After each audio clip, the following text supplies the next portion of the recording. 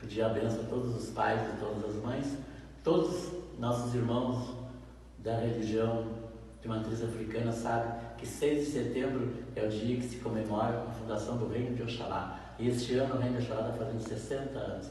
Então, para aproveitar este momento, convidar todos os meus irmãos de religião, os adeptos da religião, as pessoas que gostam da religião, que participem conosco nesse dia, que é um dia muito importante para nós.